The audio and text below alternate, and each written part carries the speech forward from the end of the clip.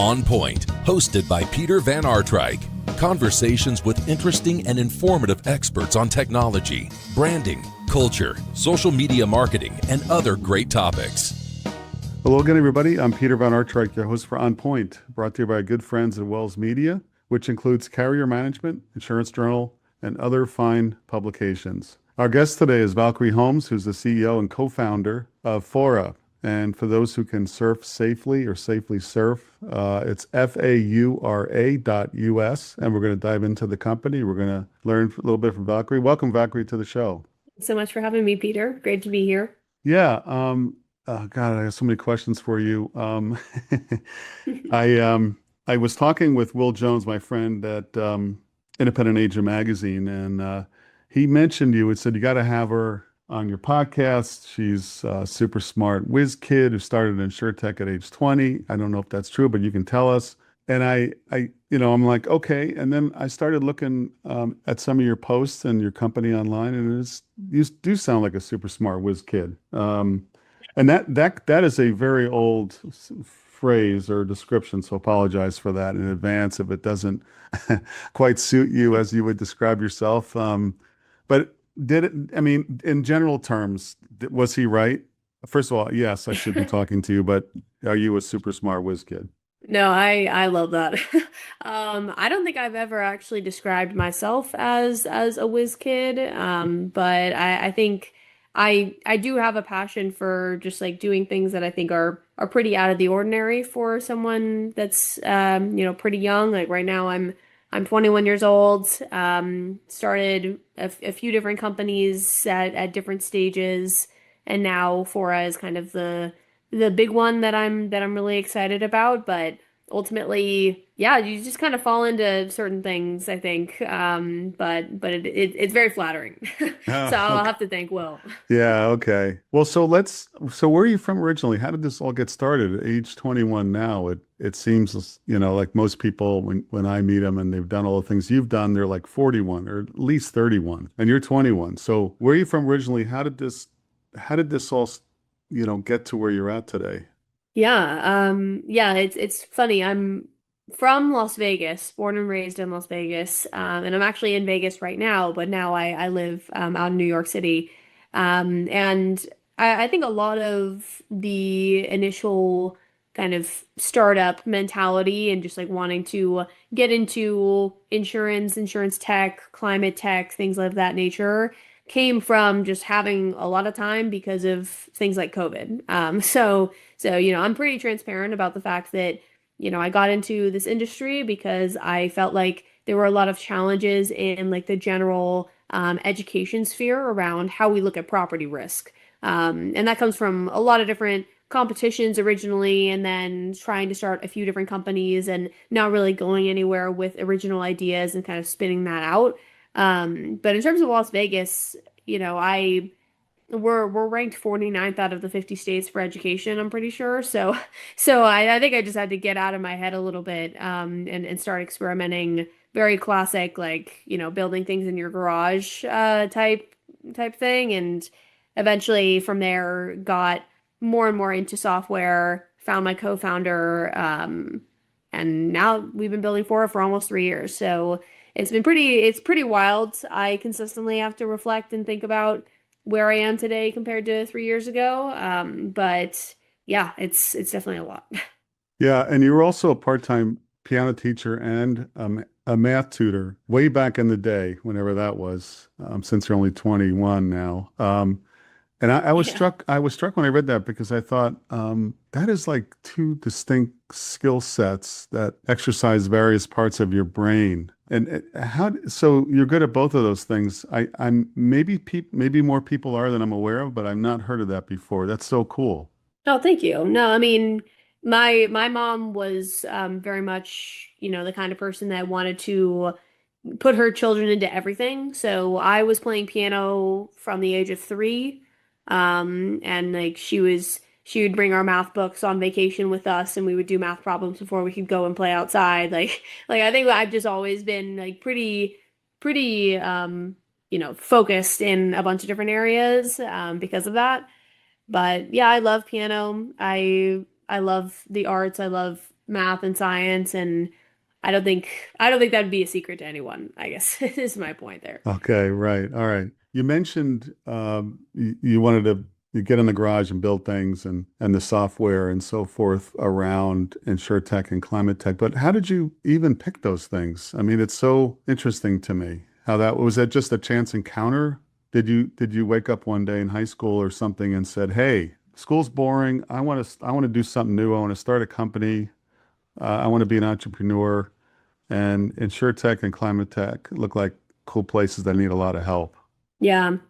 No, it's really funny. Whenever I tell people this, they don't really believe me, but I feel like when I was around 14, I started having a lot more just like awareness of the fact that, oh, okay, things are changing in the world, and I don't feel like I can do very much about it. And then I joined this program back in high school that's now more of a global program called TKS, or the Knowledge Society. The program is really meant to expose young people to different areas of tech, get them into startups, get them into more rigorous academia, just like trying to find people that want to make a difference and then accelerating them along that path. And so I got into this program and really started to take advantage of it. Realized very quickly, around, I think I was probably 15 at this time, that what we know about, in the general public, what we know about our properties, what we know about wildfire, about hurricane, flood, until you really go through something like that, there isn't a lot of preventative, like programs that have really been super successful. And that's a really big problem because as I started to dig into the wildfire space, I really started to understand, oh, there's kind of three things that are happening here that most people don't understand. It's the idea that we have crazy population increases in higher risk areas. So tons of people have been moving and still are moving to areas that are very disaster prone because at the end of the day, they are very beautiful. And then the second thing is we haven't really had a lot of sustainable mitigation programs where we're clearing debris off of areas or we're mitigating our risk of our properties in the way that we build them.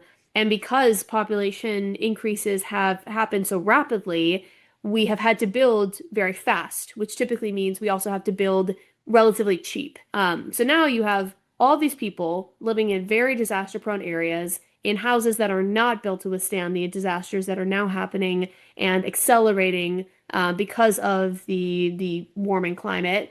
And all of a sudden, that becomes a very big issue that you need to find a way to describe to people to factor into that decision-making process. And there's a bunch of different barriers to entry for that, cost and education, namely being the biggest two. But if you can find something that marries those two and provides more resources to multiple stakeholders that benefit from people reducing their risk, so that's insurance companies, real estate professionals, banks, homeowners, etc., then that starts to create more of this cohesive system that almost creates a positive feedback loop. So all that put together, in exploring things like wildfire risk and exploring what our current, infrastructure looks like when it comes to these disaster recovery programs, I think it just really, struck a chord with what I wanted to be a part of and aligned with the fact that I was already exploring a little bit of like, what do I stand for? How do I want to live the rest of my life? Just like, yeah, just what do I want to dedicate my early career to? And I think this is one of those things. It's very consistent with what I read about Generation Z, aka Zoomers, which is the group you belong to, who as a group they tend to not be thinking so much about climbing a career ladder and making money, although it's still important to them. It's more about like how can I make a difference? How can I have a good experience? How can I give back and all those things that are also important to older generations. But I think it's more front and center, and maybe it's something to do with people just being disillusioned with the way the world has changed, the political world, the economic world, the big corporations with layoffs and all the stresses that you guys have been going through as young emerging professionals. I mean, I think it makes a lot of sense. It resonates with me, what you're saying. What do you want to stand for? That's very consistent with folks your age. I think it's very cool. And I think you can make a difference there. Um, Mhm. but tell us more. So there was certainly there's an issue here.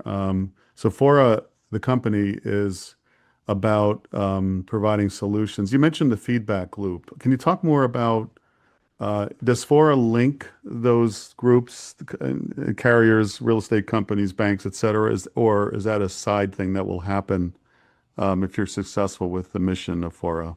Yeah, great question. Yeah, so most of the things that we do at Fora are very insurance specific for now.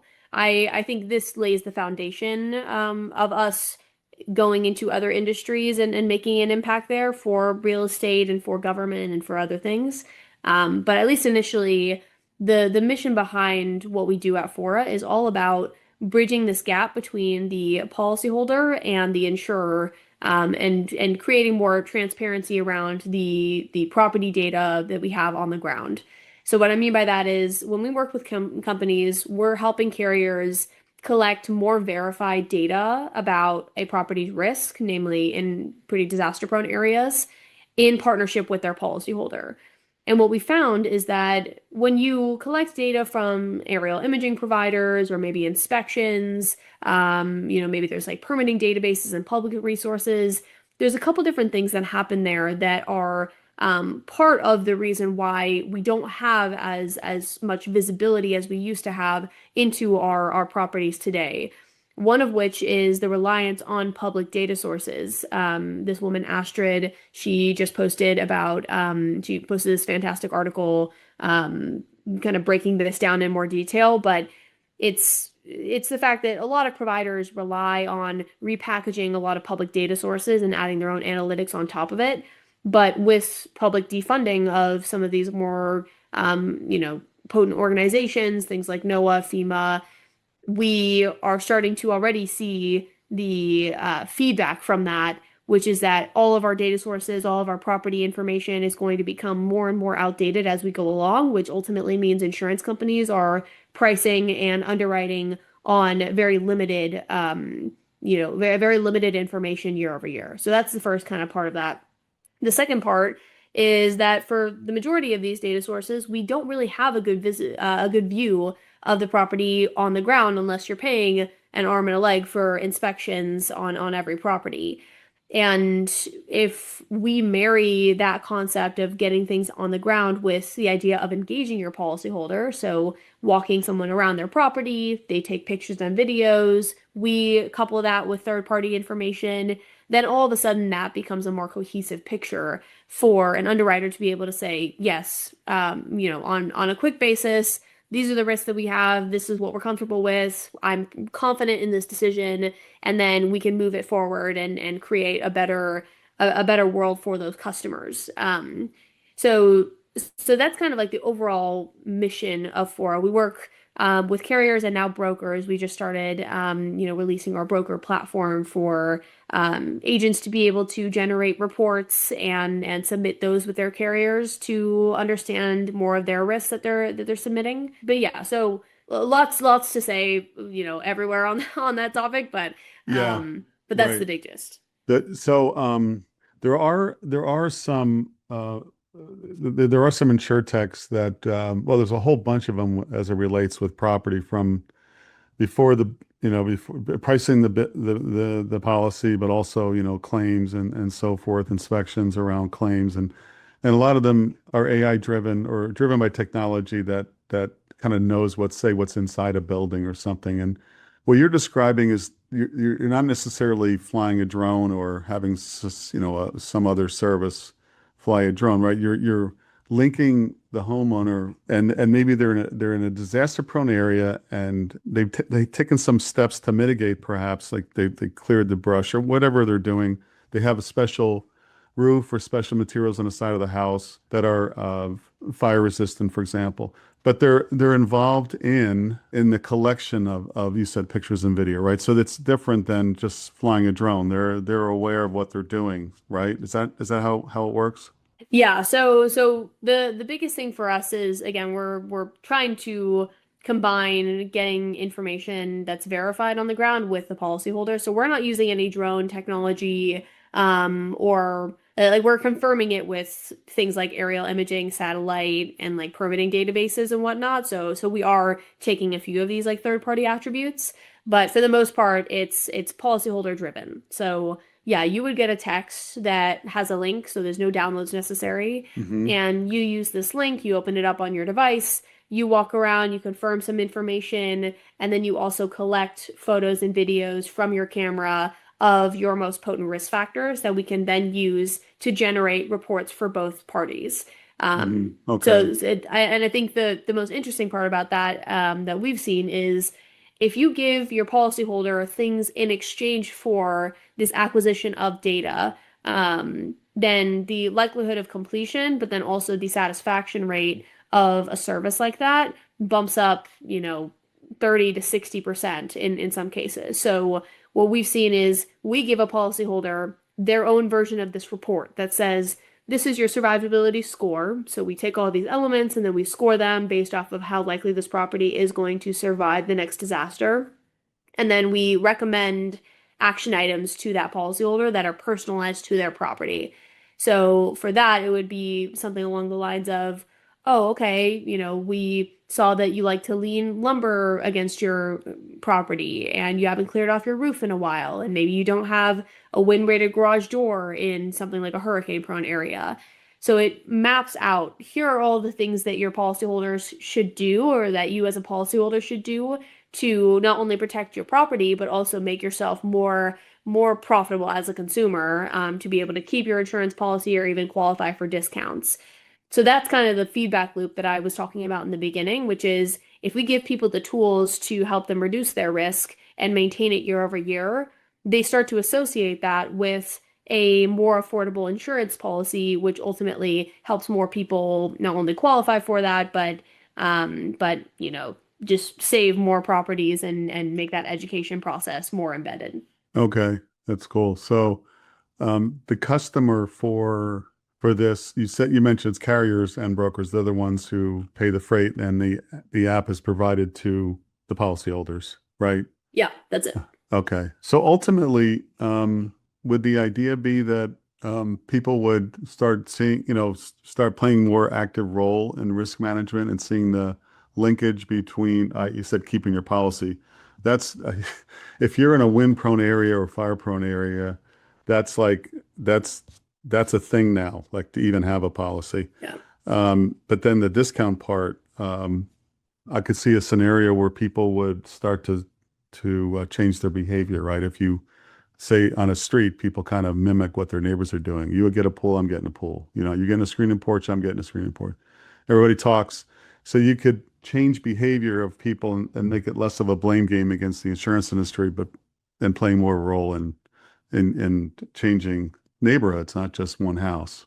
I could see that. Yeah.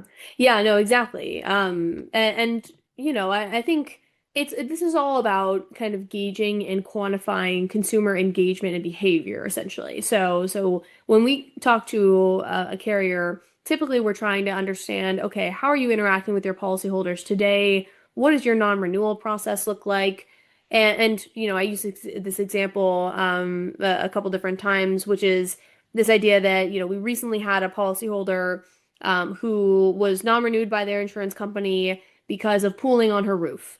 And she had just replaced her roof 3 years earlier. Pretty, renovated house. They had seismic retrofits. They're in California. It's like a pretty extensive process that they went through. But the first thing about that is they didn't think to tell their insurance company any of that information. So their insurance company, because they're not getting any of that more granular data, are automatically thinking that, okay, this property is much less safe than it actually is. And then when they got this non-renewal notice, they could have switched to another carrier, which would have been, $2,000, $3,000 more every year on top of what they were already paying, which would have, decreased the premium and typically lost a customer for life from that other carrier. Or what they actually ended up doing was they took a FORA assessment. We told them, hey, here are some things that you can do for your roof that help mitigate the risk of pooling. this is what your insurance company typically wants to see. And then not only do they get reinstated, but they basically spend a couple $100 instead of spending the thousands every year that they would now have to have with a new carrier. So the behavior of that is now almost like an ROI, like cost benefit analysis exercise, where as a homeowner, I'm trying to think, okay, do I really want to spend the money to do this or do I want to switch? Well, if you make it easy for them to, do that work, then you ultimately end up saving a lot more premium and generating more profitable consumers. Hmm. It's really cool. That's so. What does Fora mean? What was the meaning behind that? Yeah, fora is kind of like old Germanic language for before or pre. So everything we do is kind of pre-disaster or before a disaster happens. So pretty, it's just kind of like all encompassing for all the natural disasters that we cover. Yeah, I like those. Those are cool stories. So you're building this brand. How the website's cool. I like the website, although I don't know what the future of websites is with the way AI is going. It kind of makes me nervous. Um, That's fair. but yeah, you're out there. You're going to conferences. We'll talk about InsurTech Connect in a moment. How do you build up this brand so that people they kind of feel it? It's not just a website. I know you and your co-founder are the faces of the brand, which provides a very unique vision, I think, for it, especially as you talk about your career, as you mentioned earlier, and what you're passionate about.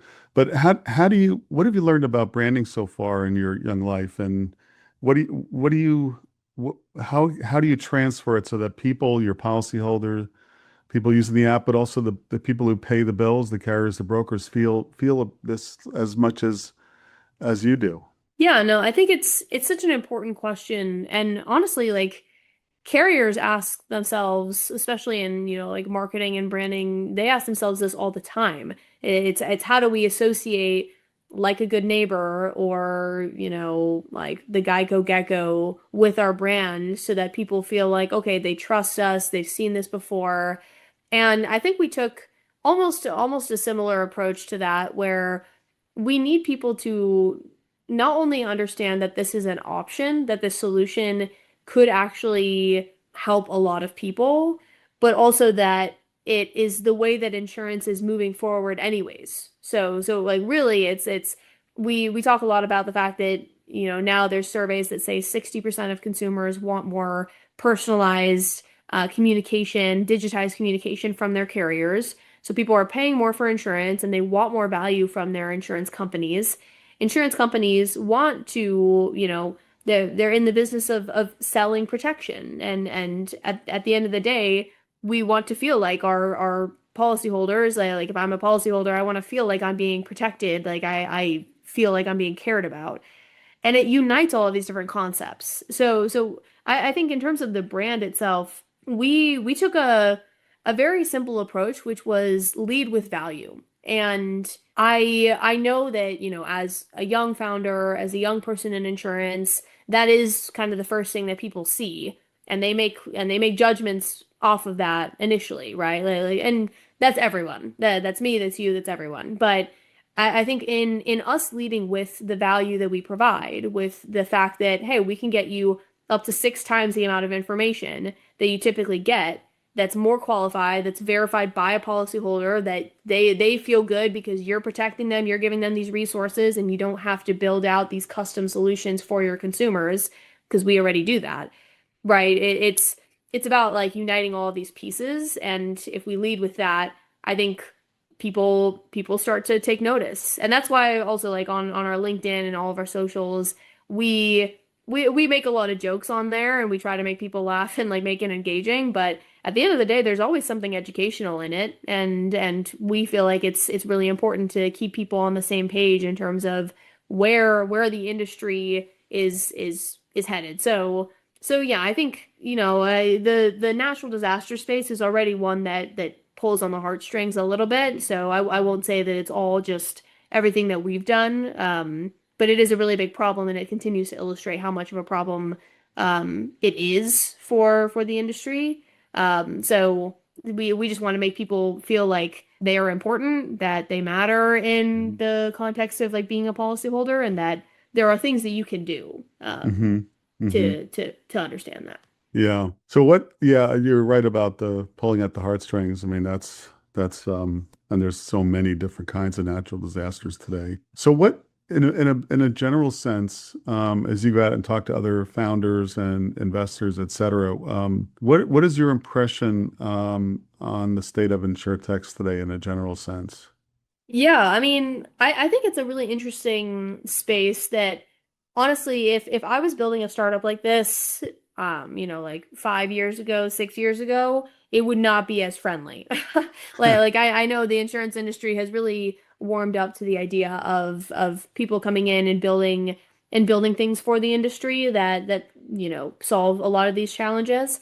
And I think a lot of companies are utilizing things like AI to understand the state of a company. And on top of that, there are companies that are popping up to validate the current AI companies that are aiming to help solve these challenges. So I think it's starting to become this really unique ecosystem that all kind of funnels into each other, which I think is necessary at the end of the day. Yeah. Okay. Do you attend InsurTech Connect in Las Vegas coming up in October? Is that something you go to, and what will you try to get done there?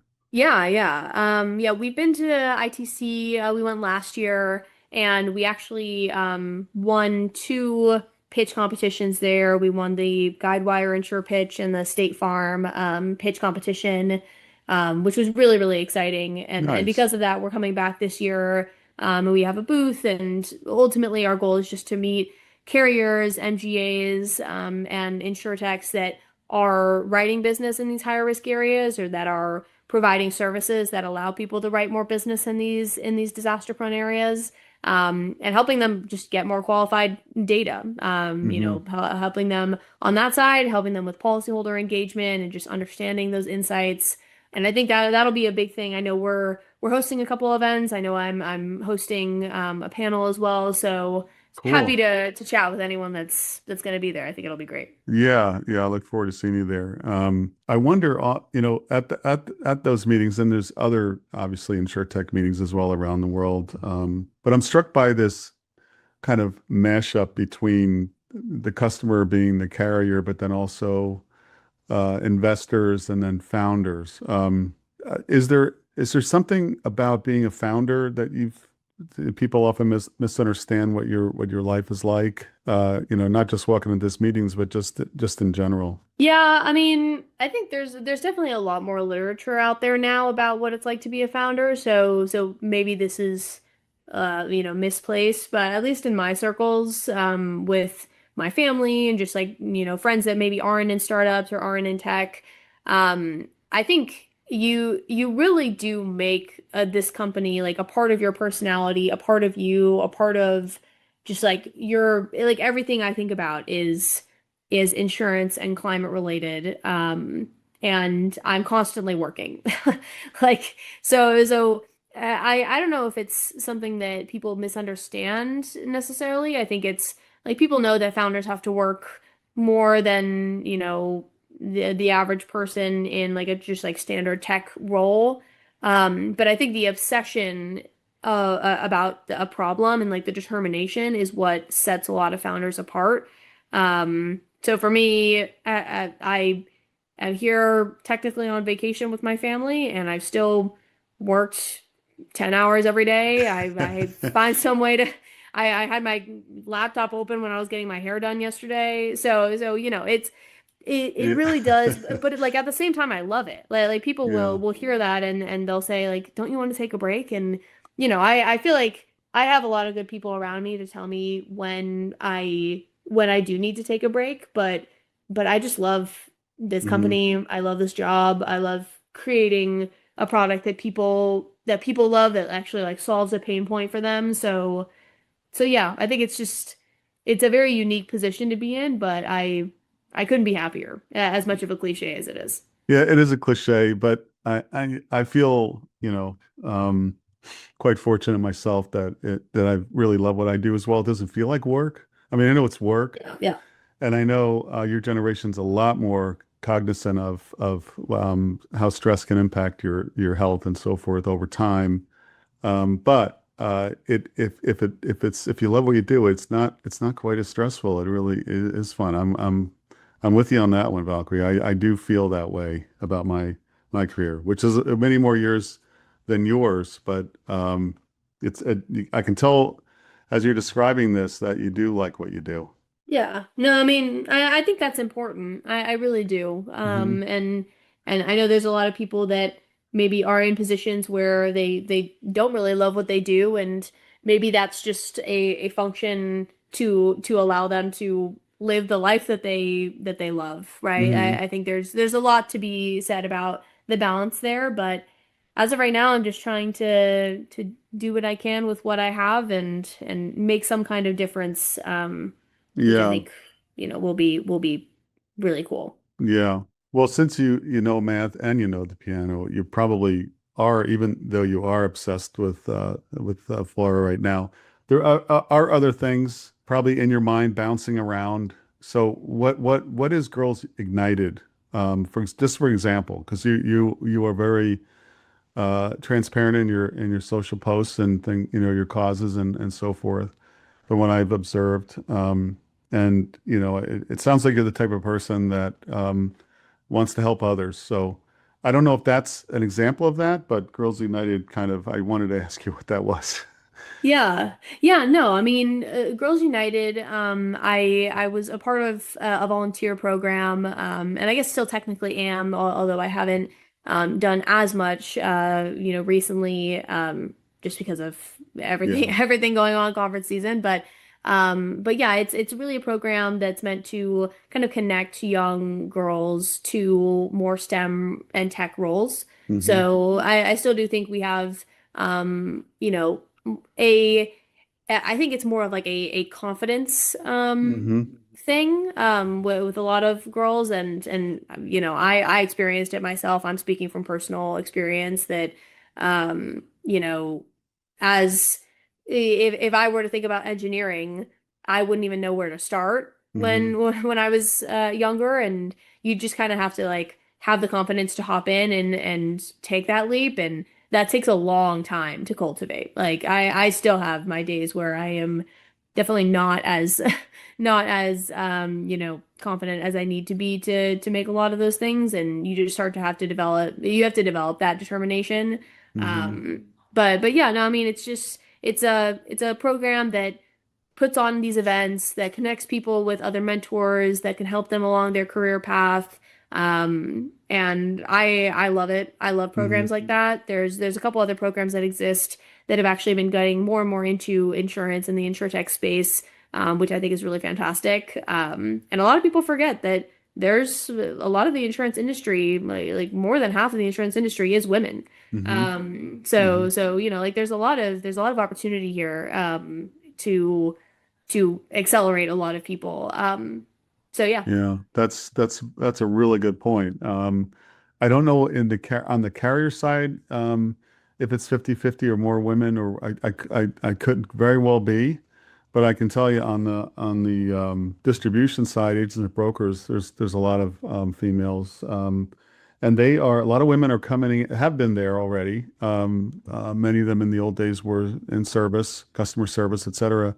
But more and more, Mhm. I'm running into women who are owners and starting agencies, and it's really great. But because a lot of the insurance decisions, and I would imagine decisions around, like, yeah, I want to take more ownership for protection of my home, your end consumer, are women as well. And so if you want to if you want to reach, the a growing share of where the money's coming from, it's going to be women. So this is what my kids tell me anyway. I have two girls, and they're always telling me the future is female.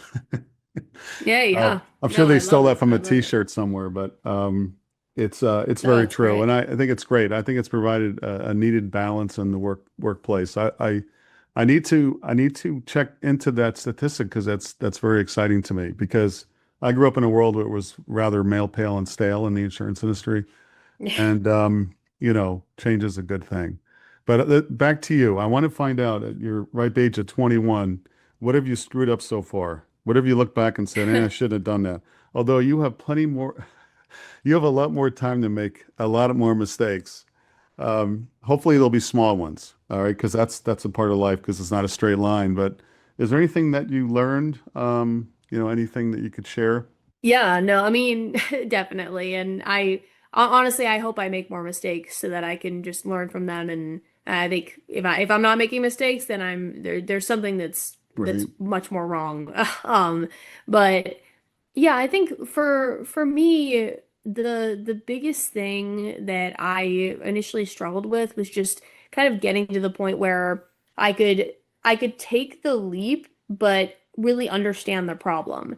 So I think I have a really good understanding of the industry as it stands, where it's going, what the pain point is, but it took a long time to get to that. And I think I initially approached the market with a lot of different ideas that kind of, like muddied the water initially. So when we were first growing, it was really hard to get to any kind of real understanding of like where Fora could provide value because we had all of these things that we could do, but we didn't really, I didn't do the work firsthand to understand what people were actually telling me they needed. Um, and I think like we've been a part of a couple different programs that have helped peel that back and get to the point where we're we're in a good place. But yeah, like that was a lot of I made a lot of mistakes in our positioning, in our marketing, and how we talk about the business. Just because I didn't really understand what the true solution needed to be. And then you start to ask more pointed questions and get to the bottom of it, and it slowly starts to become clearer. But there's also, like I said before, like a part of your ego is tied up in your company, a part of your like, Yeah. you know, you wake up every day and if something bad happens in the company, then you're not having a good time, right? I think a lot of founders and honestly almost every good founder I know does wrap a little bit of their of themselves up in their company. Hmm. And so it's also a little bit hard to like peel yourself back from, oh, if I made a mistake, then it's my fault, then it's on me, then, like everything sucks because of me. And Right. thankfully I have a really good co-founder that, we can pull each other out of those out of those cycles a good amount of the time. Yeah. But yeah, so I think it's bound to happen, right? But I think definitely just the biggest mistake is probably just not like approaching the market with a solution when I didn't really fully understand the problem Hmm. first. Well, yeah, you're not alone there. A lot of insurtech owners made that mistake. One of the guy, not mistake, but kind of teachable moment, I should say. I mean, one of my It's like a Russian nesting doll. It really is. Like you just keep pulling them up, and then there's more underneath it, and like it yeah, really takes a long time to get to the bottom of it. yeah, I know. One of my good friends and clients said once to an insurtech, I was there. He said, talk to me after you pivot. Mm. Um, because there was something wrong with the initial pitch, but they did, and now they're working together. So, it's there's teachable moments everywhere. So speaking of teaching, is there somebody in your life, Valkyrie, who was a mentor to you? And I also would suggest, maybe you're doing this already, folks who are twice, three times your age need mentoring as well, to be honest with you. Because if there's any Yeah. generation who's going to figure out AI, it's going to be the Zoomers. I can tell you most of the world doesn't know what it's going, except where it's going, but they're scared of it. Um, but your generation, which is a very large generation, by the way, just passed the boomers in the workforce. So more of you than more of me than of me. Um, but I think, if somebody was your mentor, and then would you consider being a mentor to others who are older? I think that would be extremely valuable. Yeah, no, I mean, I have so many mentors. It's actually crazy. Like I do not stray away from having people that I can just like call on because like startups are hard and life is hard and that's also a cliche, but it is true and it's a cliche for a reason, right? Like that I think we all need to have those kinds of people. There's a few that come to mind. We have a lot of people like Bob Frady. He used to run Hazard Hub, very successful and just like super knowledgeable about the insurtech space. and just like has a lot going on in his mind that he just like is willing to share with other people that, I've just found so valuable.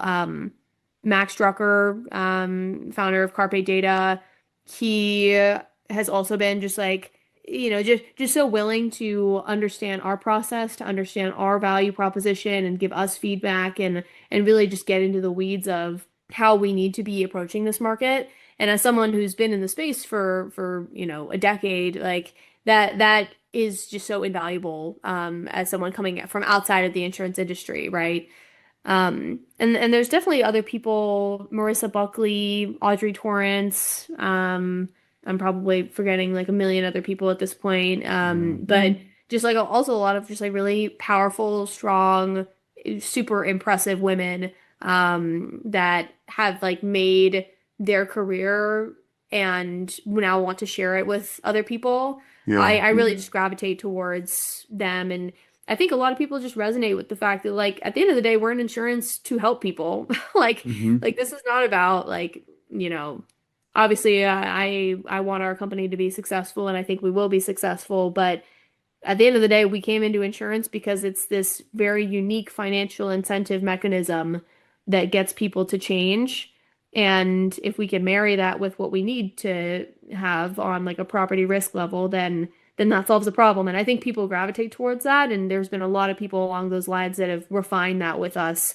So that's just to name a few, but there's so many that I could probably spend the whole hour just naming them off. Yeah, I don't know all those people, but I know some of them well, and I agree with you. They're outstanding individuals. So last question, Valkyrie, thanks so much for your time. And but I wanted to ask if you have a mantra in your brain as you go about your day, a piece of advice you've gotten from someone, maybe one of those mentors that's guided you in this mission you're on now.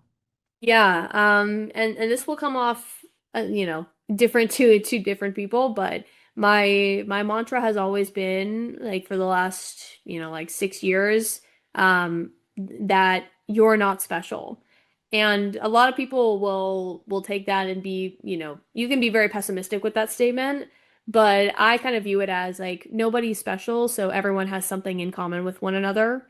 And if you can find that in an industry, in people, in mentors, and, in like basically everything, it kind of goes back to just like, how do we best solve a problem? How do we best unite people to really create a very comprehensive solution? And I think a lot of the problems that have risen in this world is they're because a lot of people don't understand that they're not the only people that they need to help, or it's not just like one group that they need to help. It's everyone. And like finding something that fits everyone as much as possible, while that is a very optimistic goal, I think the more we think in that way, the more people we have the opportunity to help. So yeah, I always like to lead with that, and what people take with it, they will take with it what they will, but I definitely view it as a very, very optimistic way of looking at how we can solve problems today. It's great. Yeah. Well, thank you very much for your time again, Valkyrie. I wish you really good luck with everything you're doing. I look forward to meeting you at InsurTech Connect, and keep on keeping on. You're not special. I'm not special. Nobody's special. How do we unite people behind some really good solutions? I am hopeful that that communities and neighborhoods will figure out a way to solve this whole issue of insurability for homes, because right now no one is happy, right? Yeah. Yeah. No, I mean, definitely. And I love conversations like this. Thank you so much for having me on, and I'm excited to connect with people. If anyone's at ITC, let me know, and happy to save some swag for people. But I think it'll be a great time. Yeah, cool. All right, my friend. We'll see you there. Thanks for your time again. Thank you. This has been On Point with Peter Van Artryk, a podcast presentation of Wells Media Group.